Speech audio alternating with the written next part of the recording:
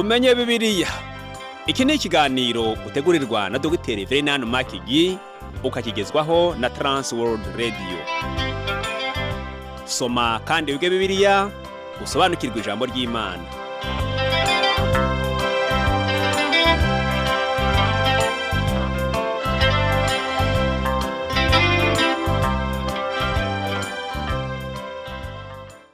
Uraho neza nshuti muvandimwe uteze amatwi ikiganiro tumenye Bibiliya. Amahoro y'Imana nabane nawe.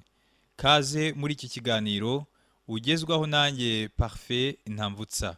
Ubushize twinjiye mu gice cya gatatu mu gitabo cy'umuhanuzi Habakuki, aho mu isengesho rye twumvise impinduka zikomeye zabaye mu buzima bwe. Inararibonye yakuye mu munara no kwihangana kwe ategereje igisubizo cy'Imana byatumye aba umuntu wuzuye kwizera nyako, maze atangira guhanga amaso ku kintu atatekerezaga mbere. Wibuka ukuntu Habakuki yahindukiye agahindura n'imitekerereze n'imyumvire bye. Ubwa mbere yabwiraga Imana ndetse ameze nk'uyirakariye ati, Mana, wowe uraho urebera ubugome buba gusa ukicecekera ntugire icyo ukora. Kubera iki wicecekera? Kubera iki ari ntacyo ukora? Kuki ukomeza kureberera abanyabyaha? Ariko noneho aho Imana imariye kumuhishurira ibyo yarimo ikora no gutegura, Habakuki arahindukira arataka ati, Mana uramenye wowe kabyara we, ndo mu burakari wibuke kubabarira. Ubundi ayo mateka yagakwiye kutwigisha guca bugufi tukegera Imana, tukareka kugendera mu kigari icyo ari cyo cyose.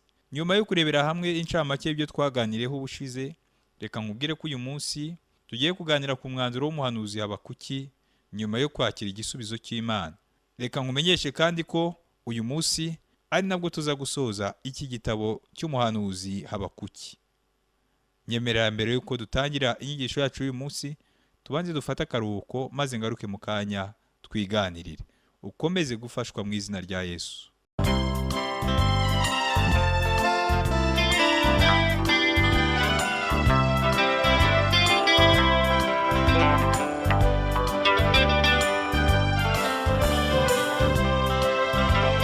Transworld Radio. Oh, Transworld Radio. Transworld Radio. Transworld Radio. Sambirana, Sambirana, Sambirana, Usembera. Sambirana, Sambirana, Sambirana, Usembera. Imana ihabwa icyubahiro. Urakoze kuguma hafi y'inyakiramajwi yawe wiyumvira ikiganiro tumenye Bibiliya. Muri Habakuki ibice 3 ku murongo wa 7 aravuga ngo, nabonye amahema ya Kushani afite umubabaro, inyegamo zo mu gihugu cy'Imidiyani zahinze umushyitsi. Ngo nabonye amahema ya Kushani afite umubabaro. Kushani ni Ethiopia. Inyegamo zo mu gihugu cy'Imidiyani ngo zahinze umushyitsi. Wibuke ko umugabo witwa Mose yamanutse akajya mu gihugu cy'Imidiyani akamarayo igihe. Abahanga bamwe bavuga ko Mose nk'umuhungu w'umukobwa wa Farawo yaba yarakoze ubukangurambaga muri Ethiopia. Ibyo ariko si ibyanditswe, ahubwo n'ibitekerezo by'abantu batekereza ko byaba byarabayeho.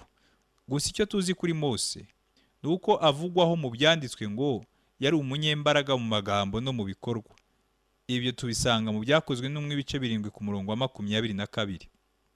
Muri Habakuki ibice 3 ku murongo wa 8 aravuga ngo, mbese imigezi niyo Uwiteka yarakariye, cyangwa se uburakari bwawe bwari ku migezi, cyangwa umujinya wawe ku nyanja, kugira ngo ugendere ku mafarashi yawe no ku magare y'agakiza kawe? Uyu murongo urerekeza ku bana ba Isirayeli bambuka inyanja itukura ndetse banambuka umugezi wa Yorodani. Imana yabaciriye inzira mu mazi baratambuka. Ni amagambo ajimije cyane kandi y'ubwenge kandi meza. Ni igisigo kiri mu Ruheburayo kivuga uko Imana itarakariye imigezi wenda ngo kuko yari ifunze inzira. Oya, ahubwo yaciye inzira mu nyanja itukura ndetse yongera kwica no kuri Yorodani. Muri Habakuki ibice 3 ku murongo wa 9 aravuga ngo, umuheto wawe warawujishuye rwose, imyambi y'ijambo ryawe niyo muvumo wavumishije imiryango, Sela, wasataguje isi imigezi. Ngo umuheto wawe warawujishuye rwose, imyambi y'ijambo ryawe niyo muvumo wavumishije imiryango, Sela. Imana yatunganyaga neza iby'isezerano ryayo, iby'ijambo ryayo yasezeranije ubwoko bwayo. Hano nanone iyi Sela irerekana ko ukwiye guhagarika ingoma ukongera ukazirikana ayo magambo ari muri iyi ndirimbo turi gusoma. Ibi ni ukugira ngo umuntu akanguke yumve icyo Imana iriho umubwira. Ngo wasataguje isi imigezi. Ese waba wararetse gutekereza ukuntu Imana yasataguje isi imigezi? Imigezi ni nk'ibisate by'ubutaka, ariko mbega imvugo ijimije. Iyi mvugo iduha ishusho y'icyo aya magambo asobanura. Muri Habakuki ibice 3 ku murongo wa 10 yaravuga ngo imisozi yarakubonye ihinda umushyitsi, amasumo y'amazi arahita, imuhengeri humvikanisha ijwi ryawo, ategera amaboko yawo hejuru. Ubwo Mose yajyaga guhabwa amategeko ku musozi wa Sinayi, umusozi wahinze umushyitsi ku buryo abana ba Isirayeli bagize ubwoba cyane bagatinya kuwegera. Banze ko Imana ivugana nabo kuko bari bishwe n'ubwoba. Iyi rero ni ishusho y'ukuntu Imana yarokoye ubwoko bwa Isirayeli ikoresheje Mose. Ubwa mbere Imana yagiranye isezerano na Aburahamu kandi iraritunganya. Hanyuma igirana isezerano na Mose yuko izakura ubwoko bwayo muri Egiputa, ndetse irangije irarisohoza, irabarokora nk'uko yari yarabivuze. Ku murongo wa 11 ho havugwa Yosuwa.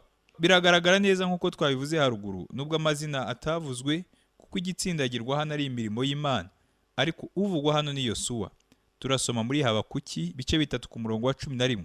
Haravuga ngo izuba n'ukwezi bihagarara mu kibanza cyabyo, kubw'umucyo imyambi yawe yagendanaga, no kubwo kwaka kw'icumu ryawe rirabagirana. Ngo izuba n'ukwezi bihagarara mu kibanza cyabyo. Ibi neza neza biratujyana kuri Yosuwa ubwo yasengaga agahagarika izuba n'ukwezi. Ibyo ngira ngo urabyibuka.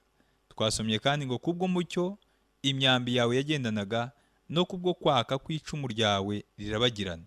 Mu yandi magambo, uko gushashagirana kw'izuba kwari kumeze nk'uko icumu rirabagirana. Samirana, usemerera, wamamaza inkuru nziza. Samirana, usemerera, wamamaza inkuru nziza. Inkuru nziza ni agakiza kabonekwa muri Yesu Kristo. Inkuru nziza ni agakiza kabonekwa muri Yesu Kristo. Samirana, samirana, samirana, usemerera.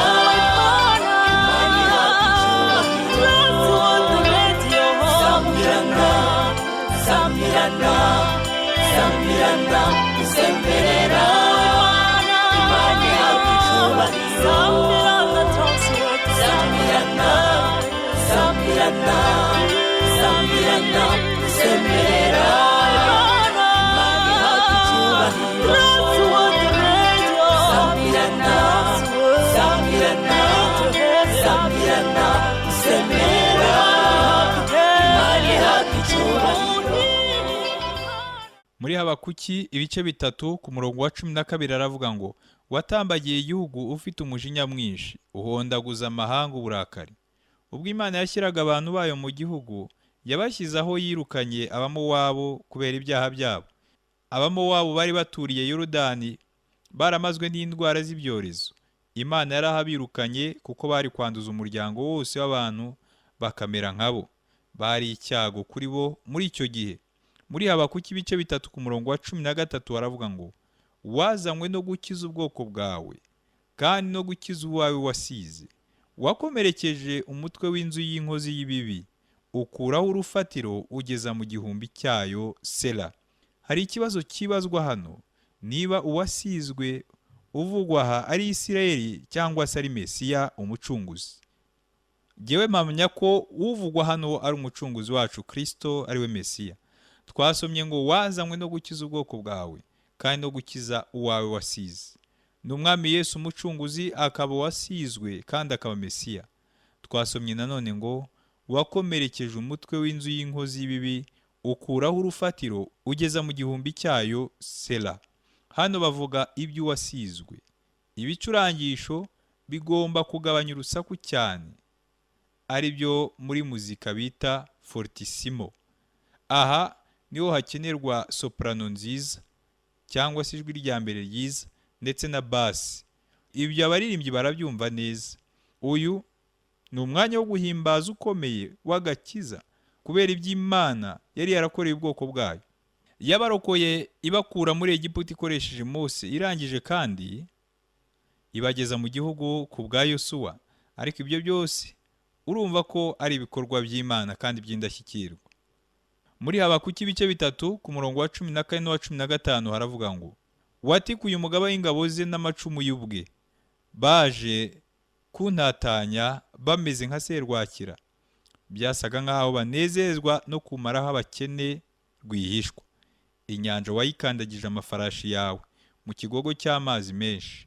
Iyi yari Imana yarimo gusohoza isezerano ryayo, kandi byaragakiza ku Bisirayeli. Ubu rero noneho tugiye kugera ku magambo yerekana uko umuhanuzi yifashe kuri ibi byose tumaze kubona. Ageze kuri aya magambo, Dr. Vernon McGee yaravuze ngo yifuzaga ko aka gace gasigaye k'iki gitabo cya Habakuki abantu bakitaho cyane, ngo wenda ntagasobanura neza cyane nk'umuhanga, ariko ahamya ko ari agace gakomeye mu byanditswe. Nanjye nifuza ko umutima wawe wakwagukira kumva no kwakira ibivugwa ahangaha, maze ubwiza bw'Imana n'ubugari bwayo byose ukabyumva bikugose. Umwuka agufashe gusobanukirwa ibyo tugiye kuganiraho. Fata Bibiliya yawe dusomere hamwe amagambo dusanga muri Habakuki ibice 3 ku murongo wa 16. Haravuga ngo, narabyumvise umubiri wanjye uhinda umushyitsi, iminwa yanjye isusumirishwa n'iryo jwi, ikimungu cyinjira mu magufwa yanjye, mpindira umushyitsi aho ndi, kuko nkwiriye gutegereza umunsi w'amakuba mwitondeye, igihe uzagera ku bwoko buzaduteza ibitero. Ku musozo w'iki gitabo Habakuki atubwira ibyamubayeho, n'ubundi atangira igitabo atubwira ibyo yaciyemo cyangwa umwifato we. Ubu rero hano aratubwira uko umubiri we wabaye nyuma y'ibyo twumvise byose. Ese mu buzima bwawe waba warigeze wikanga ngo umubiri wawe uhinduke mu gihe unyuze mu bintu biba nk'ibikanze ubuzima bwawe cyangwa umutima wawe? Dore uko byagendekeye Habakuki. Twasomye ngo narabyumvise umubiri wanjye uhinda umushyitsi, iminwa yanjye isusumirishwa n'iryo jwi. Wigeze wowe ugira ubwoba kugeza naho unanirwa kuvuga? Byanga bikunda mu isi twese tujya duhura n'ibintu nk'ibyo. Sambirana usemerera wamamaza inkuru nziza, inkuru nziza ni agakiza kabonekwa muri Yesu Kristo. Inkuru nziza ni agakiza kabonekwa muri Yesu Kristo. Sambirana, sambirana, sambirana usemerera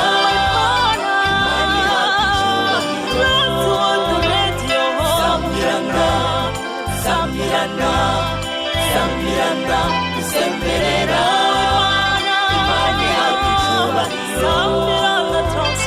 Sambirana, sambirana, sambirana, usemerera Imana yakicyubahiro. Sambirana, sambirana, sambirana, usemerera Imana yakicyubahiro.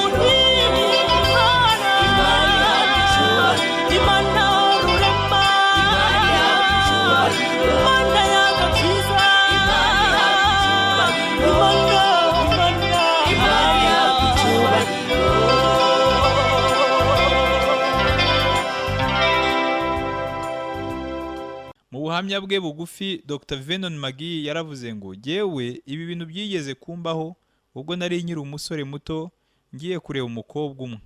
Yari aturanye n'undi mukobwa wari ufite kampani yari afatanyije n'undi musore muto. Nyuma y'ibyo jye n'uwo musore twagombaga kuva aho ngaho ku mazu yabo ku mugoroba. Hari umuntu rero wari ufite ahantu arungurukira akareba mu byumba bararamo icyarimwe. Kandi buri mukobwa yari afite umuvandimwe we w'umukobwa babanaga, ku buryo buri cyumba cyabaga kirimo abakobwa babiri. Ku bigaragara ibyo yajyaga bikora rimwe na rimwe. Umugoroba umwe b'abakobwa b'abaturanyi batekereza ko bamubonye atambuka ku idirishya, hanyuma bahamagara buri rwa rugo nari ndimo. Ako kanya wa mukobwa waho nari ndi anzanira imbunda ya se yo mu bwoko bwa masotera. Hanyuma nsohoka niruka ngana ahantu hari hazitiwe na senyenge. ubwo nari ngarutse inyuma nje kubwira abakobwa ko nta muntu uhari bikanze, ako kanya nabaye nkubona ikintu hejuru yanjye kuri ya senyenge. Rwose uwo muntu aba yaransimbukiye akangwa hejuru, ariko nawe yagize ubwoba bwo kumbona maze ntiyakoma, ahagarara nk'igiti, nanjye mpagarara nk'igiti kiri aho. Ngerageza kuzamura imbunda ngo ndase, ariko ndashima Imana ko kubera ubwoba byananiye rwose. Nuko ngerageza kuvuga, ariko nabwo nanirwa kuvuga ijambo na rimwe. Nuko uwo mukobwa ahamagara se aramubwira ati, dore bakanze Venoni hariya hanze. Ariko mu by'ukuri ntacyo yari yantwaye, ahubwo nagize ubwoba bwinshi, nanirwa no kwisobanura, maze wa muntu, yaba umuntu cyangwa ikintu simbizi, amanuka hejuru ya senyenge agwa inyuma y'urugo maze arirukanka. Nuko ndasa inshuro ebyiri zose, ariko arancika aragenda. Simpamya ko uwo muntu amasasu yigeze amufata, ariko ibyambayeho byari nk'ibyabaye kuri Habakuki. Icyakora jye byabayemo n'amahirwe, kuko mba narishe umuntu. Ubwo ni ubuhamya bugufi Vernon McGee yatanze ubwo yashakaga gusobanura ibyabaye kuri Habakuki. Habakuki yaravuze ngo ikimungu cyinjira mu magufwa yanjye. Ibyo bisobanura ko atabashaga guhagarara keretse kwishingikiriza ku kintu, ngo mpindire umushyitsi aho ndi, kuko nkwiriye gutegereza umunsi w'amakuba mwitondeye. Hano icyo Habakuki yabonaga ni uko Imana yari igiye guhana, kandi amenya ko ibihano by'Imana bizaza bikomeye kandi bikarishye. Muri Habakuki ibice 3 ku murongo wa 17 haravuga ngo, nawe umutini utatoha n'inzabibu ntizera imbuto, bagahingira ubusa imyelayo, n'imirima ntiyera imyaka, n'intama zigashira mu rugo, n'amashyo akabura mu biraro. Habakuki yaravuze ngo nubwo imbuto zabura ku biti byazo, imirima ntiyera imyaka, n'amashyo akabura mu biraro, mu by'ukuri ibi byose ni ibihano by'Imana byari bigiye gushyikira ubwoko bwayo. Muri Habakuki ibice 3 uhereye ku murongo wa 18 ukagera ku wa 19 aravuga ngo, nta kabuza ko nishimana Uwiteka, nkanezererwa mu Mana y'agakiza kanjye. Uwiteka Yehova niwe mbaraga zanjye, ibirenge byanjye abihindura nk'iby'imparakazi, kandi azatambagiza aharengeye hanjye. Byahimbiwe umutware w'abaririmbyi babicuranga mu mirya. Hano nibyumvikane neza ko Uwiteka Imana ari we mbaraga zacu n'umunezero cyangwa ibyishimo byacu. Ntabwo Imana yigeze isezeranya amahoro n'iterambere muri ibi bihe turimo, nubwo hari ibintu byinshi bidusezeranywa muri iki gihe. Ibyo byose ujye ubijugunya mu gatebo k'imyanda, kuko bizanwa n'abiyita abahanuzi b'Imana, kandi ngo b'Abakristo cyangwa mu matorero ya Gikristo, aho babwira abantu ko hari byinshi babona binyuze mu gusenga. Hari akanyamakuru kamwe ka minisiteri imwe ya Gikristo kajyaga gasohoka kizeza abantu ibitangaza bikomeye yuko Imana izabagira abatunzi cyane, ikabagira abakomeye, bakagira ubuzima bwiza mu isi, kandi ko icyo bazashaka cyose Imana izajya ikiba. Muvandimwe, Imana ntiyihimbaza, ahubwo niyo guhimbazwa, kandi iyo niyo ikomeje umugambi wayo ititaye ku by'abayobya abantu. Niba ushaka ibisubizo by'ibibazo byawe, Habakuki araguha igisubizo. Icyo gisubizo ni iki ngiki: Imana ni igisubizo cy'ibibazo byawe. Haleluya! Mu ntangiriro z'iki gitabo, Habakuki yagiye imbere y'Imana arayibwira ati, kubera icyo ukora ibi byose? Kuki wemera nkabona ibibi aka kageni? Kuki wicecekera? Imana ijyana Habakuki ku munara, maze imwereka ibyo irimo gukora byose. Nuko Habakuki amaze kubibona arahindukira aravuga ati, nzabeshwaho no kwizera Imana. Muvandimwe, Imana ni igisubizo cy'ibibazo byawe muri iki gihe. Sinzi ibibazo ufite, sinzi n'aho uri, ariko menya ko Imana ari igisubizo. Ugomba kuyizera kandi ukayiringira. Imana ifite umugambi ku buzima bwawe, kandi irashaka kuwusohoza. Ushobora kwizera Kristo, kandi mu gihe umwizeye uzabona ko yatangiye gukora umurimo muri wowe. Kristo arashaka ko usa nawe. Uwo ni umugambi w'Imana, kuba nka Kristo, ukagenda nkawe, akaba icyitegererezo cy'ubuzima bwawe. Sambirana, usemerera, wamamaza inkuru nziza, inkuru nziza ni agakiza kabonekwa muri Yesu Kristo. agakiza kabonerwa muri Yesu Kristo. Sambirana, sambirana, sambirana, usemerera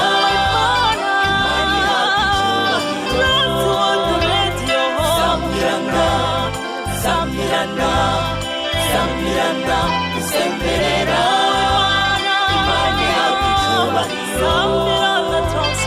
Sambirana, sambirana, sambirana, usemerera Imana yawe icyubahiro. Sambirana, sambirana, sambirana, usemerera Imana yawe icyubahiro.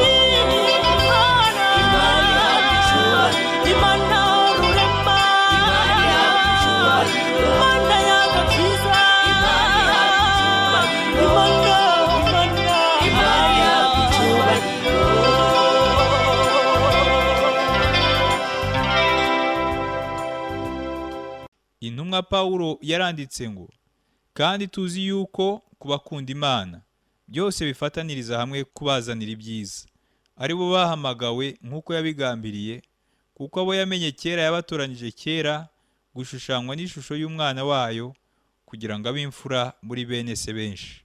Aya magambo tuyasanga mu rwandiko Pawulo yandikiye Abaroma, ibice 8 uhereye ku murongo wa 28 ukagera kwa 29.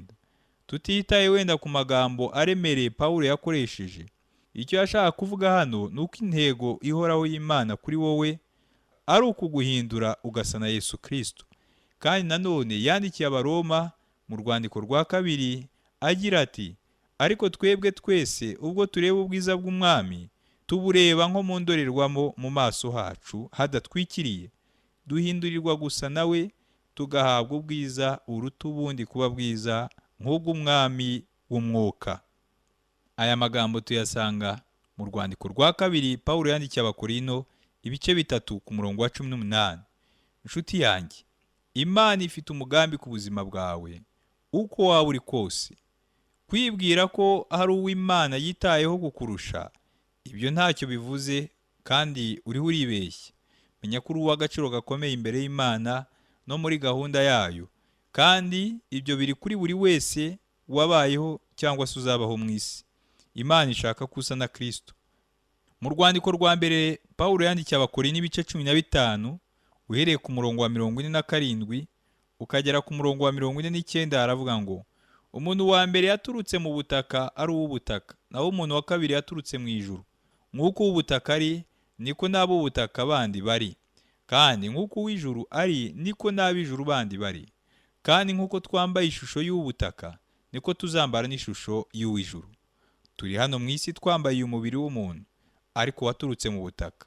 Kandi Imana yatugize abantu, ariko umugambi wayo ntugarukiraho. Turi ab'ubutaka, ariko turashaka kuba ab'ijuru. Kandi iyo niyo ntego y'Imana kuri twe. Gahunda y'Imana ni ukuduhindura neza neza nka Kristo, ikoresheje umwuka wera ari we mucuzi uducura. Imakasi Imana ikoresha ni ukudushyira kuri disipurine y'umwami Yesu. Mu Baheburayo ibice 12 ku murongo wa 6 niho havuga ngo, kuko uwo Uwiteka akunze ari wahana. Hanyuma inyundo ni ijambo ry'Imana. Hano dushobora kwifashisha ijambo ry'umwanditsi wa Zaburi ya 17 ku murongo wa 15, aho yavuze ngo, mwikanguka ryanjye nzahaga ishusho yawe. Inshuti yanjye, Imana ni igisubizo cy'ibyo wibaza, kandi Imana ni igisubizo ku ngorane zawe zose. Uwo waba uri we wese, naho waba uri hose, si cyo Imana yitaho. Wowe ushobora kunezerwa, ukishima, ukanezerwa agakiza kawe. Kimwe na Habakuki mwitangira yagaragaye nk'aho abona ibintu nabi. Ushobora gufatanya nawe rero, maze ukatura uvuga ngo, nzanezererwa Imana y'agakiza kanjye. Igitabo cya Habakuki tubona ko gitangira ubona ari mu mwijima w'ibintu bidasobanutse, nyamara dore gisoreza mu mucyo no mu cyubahiro cy'Imana. Gitangirana akabazo cyangwa se ikibazo, point d'interrogation, kigasozanya agatangaro, point d'exclamation, kandi kigasoreza mu ndirimbo ihebuje. Jyewe nawe twishime kandi dukomezwe n'ijambo ry'Imana.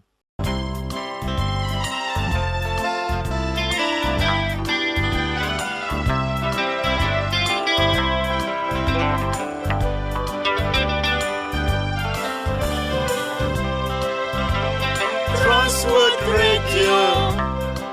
Oh, Transworld Radio. Transworld Radio.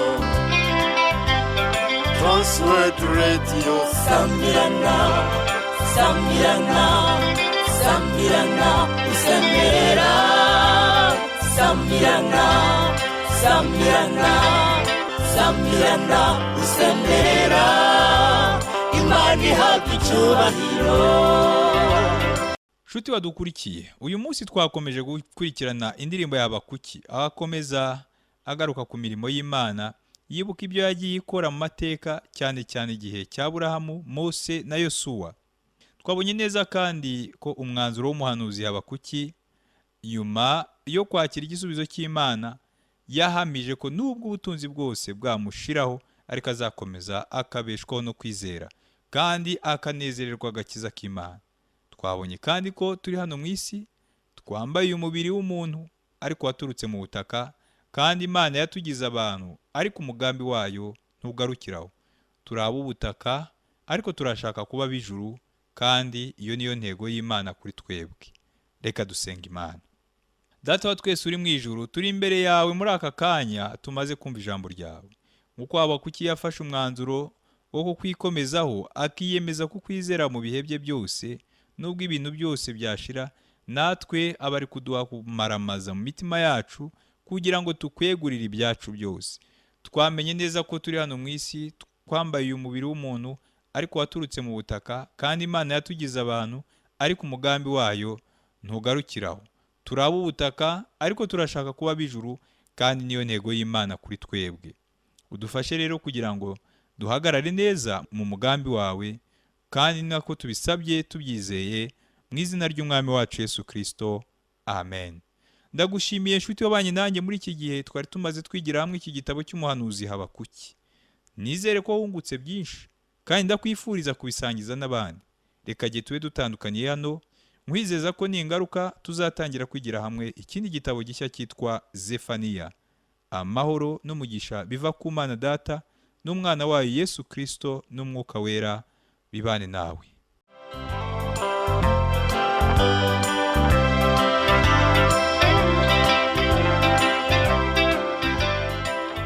Icyo cyari ikiganiro tumenye Bibiliya.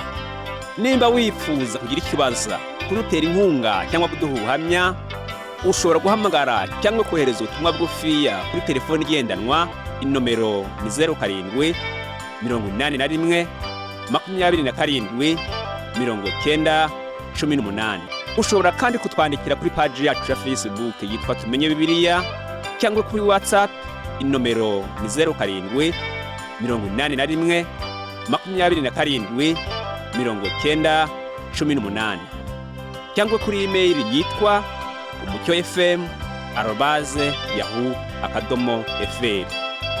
Iki kiganiro kandi ushobora kutumva ku rubuga rwacu rwa interineti, ari rwo wa#tab.tawr.org. Kanda handitse ijambo ry'icyongereza rivuga ngo languages, maze uhitemo ururimi rw'Ikinyarwanda.